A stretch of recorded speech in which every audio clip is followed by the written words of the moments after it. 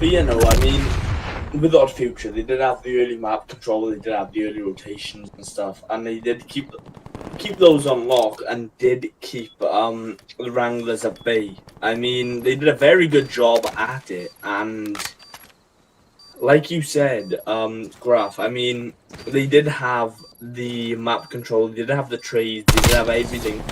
They had everything on lock, which did make it a lot harder for the Wranglers to compete against it. I mean, it did take them a while to break the hills, and even then, they were only getting a bit of scrap time. I mean, like I said, it was only on the first rotation on that which they did manage to get a decent hold, which did boost.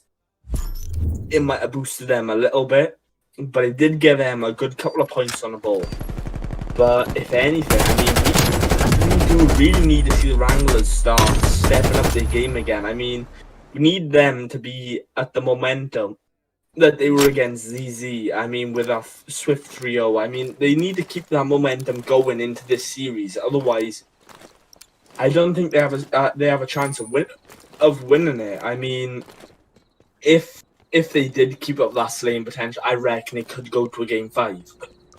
But because they're not keeping up that slaying power, especially from that game 1, I don't think they have a chance of staying in this series unless they win that game 2 and do end up pushing it to a map 4. And I mean, it seems like the aggression from the side of Odd Future, you can tell they're 100% a little bit more confident. And oh my goodness, number 8, Die Burger completely just went by Gomdog. He finally does find the kill. So now it's a 1v1. Gomdog or Die Burger versus whoever, win. But unfortunately, that's a big win by Odd Future to take that 2-0 ledge in the game 2. It is pushing them closer to that 2-0, well, 2-0 lead in the series, potentially. I mean, unless that the Wranglers can step up their game now, I think it is. Oh, sorry.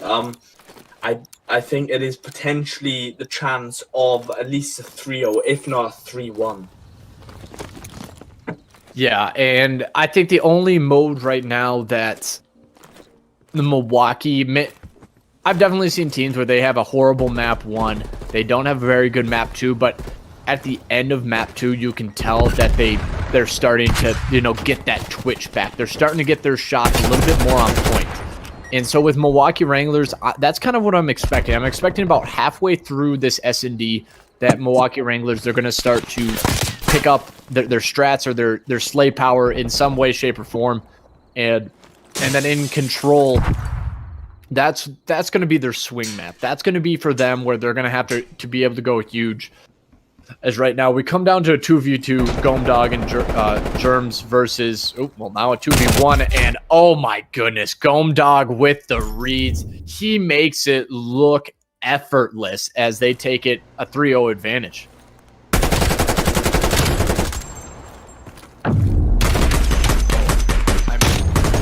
This series right now is just it's not even close. I thought Milwaukee Wranglers, they were gonna, my Wisconsin boys, they need to drink a Miller Lite or something. They need to get the vibes going.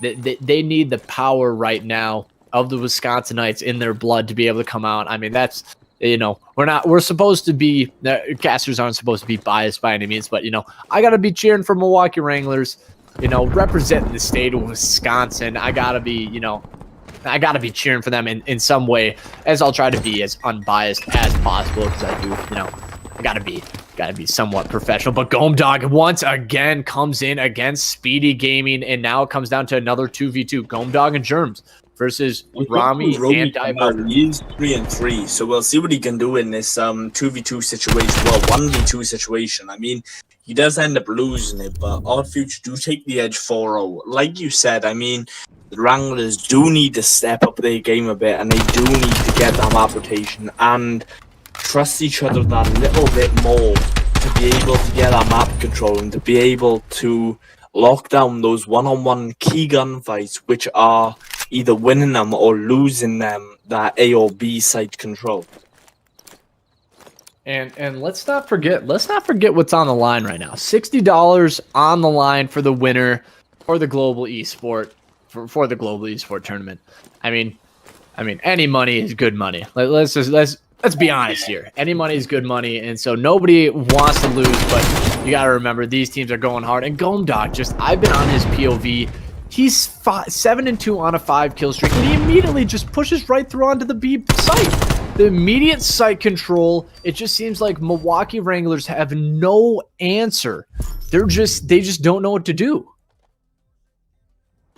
That's a good point. Like you said, I mean, the Wranglers do need to step up in this game too if they are going to try and push this to at least a game 4.